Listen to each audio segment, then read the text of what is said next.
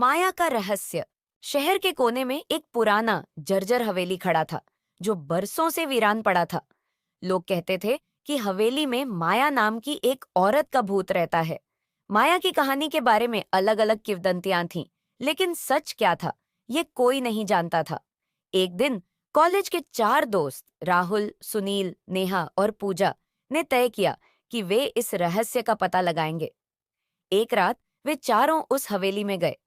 हवेली की दीवारों पर पड़ी धूल और जाले उनकी सांसें रोक रहे थे। हर कदम के साथ फर्श की लकड़ी की चरमराहट उनके दिल की धड़कनों को तेज कर रही थी। राहुल ने धीमी आवाज में कहा, हमें अलग अलग होकर इस जगह का निरीक्षण करना चाहिए। सभी ने हामी भरी और चारों अलग अलग दिशाओं में बढ़ गए। नेहा सीढ़ियों की ओर बढ़ी। जब वह ऊपर पहुंची तो उसे एक पुराने बंद दरवाजे पर एक हल्की सी चमक दिखी। उसने दरवाजा खोला और अंदर कदम रखा। कमरे में एक पुराना जंग लगा बक्सा रखा था। नेहा ने बक्सा खोला। उसमें एक पुरानी डायरी पड़ी थी।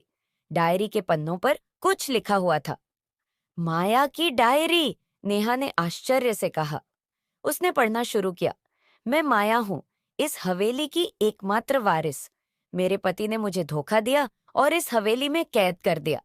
मेरी मौत के बाद भी मेरी आत्मा इस जगह से बंधी हुई है। मैं शांति की तलाश में हूं। इसी बीच पूजा ने हवेली के तहखाने का दरवाजा खोला। अंधेरे में उसे एक छोटे से बक्से में कुछ चमकता हुआ दिखा। उसने उसे उठाया और बाहर लाई। बक्से में एक प्राचीन अमूल्य हार था। शायद यह माया का ही है, पूजा ने सोचा। सुनील ने हवेली की छत का निरीक्षण किया। वहां उसे कुछ पत्थरों के नीचे छिपा एक पत्र मिला। पत्र में लिखा था, अगर कोई इस हवेली का रहस्य सुलझा सकता है तो वह माया की आत्मा को मुक्त कर सकता है। राहुल ने माया की आत्मा से सामना किया। अचानक हवेली में तेज हवा चलने लगी और एक धुंधली आकृति प्रकट हुई। माया की आत्मा ने गरजते हुए पूछा, तुम्हें यहाँ क्या चाहिए?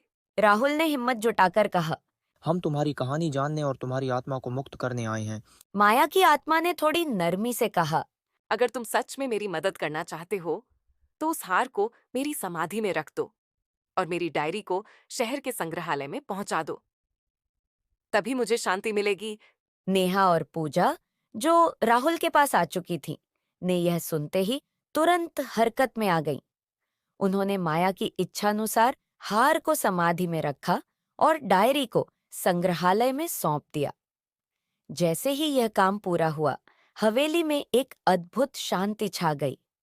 माया की आत्मा ने मुस्कुराते हुए कहा, धन्यवाद, अब मैं मुक्त हूँ। राहुल, सुनील, नेहा और पूजा ने चैन की सांस ली और हवेली से बाहर निकले। उस रात के बाद हवेली फिर से वीरान हो गई, लेकिन अब वहां किसी भूत का डर नहीं था।